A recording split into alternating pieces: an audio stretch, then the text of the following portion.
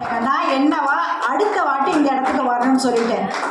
ஏன்னா உங்களை மாதிரி தான் நான் நிறைய சொல்லியிருக்கிறேன். ஒரு சிலருக்கு என்னை பற்றி தெரிஞ்சிருக்கலாம்.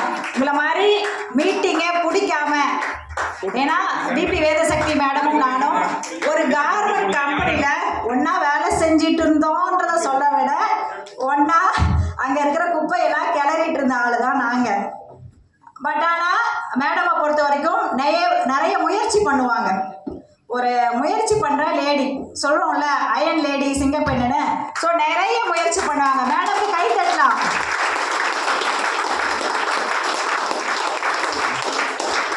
ஸோ நான் நிறைய அந்தளவுக்குலாம் முயற்சிலாம் பண்ண மாட்டேன். ஏன்னா நான் எப்போவுமே கம்ஃபர்ட் ஜோனில் இருக்கணும்னு எதிர்பார்க்குற ஒரு ஆள்.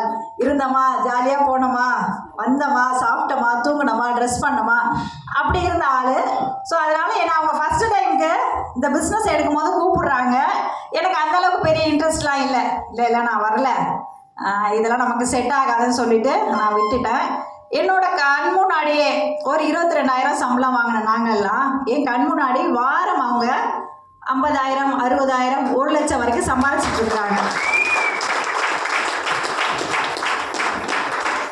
ஒரு 1 லட்சம்ன்றது இந்த காலத்தில்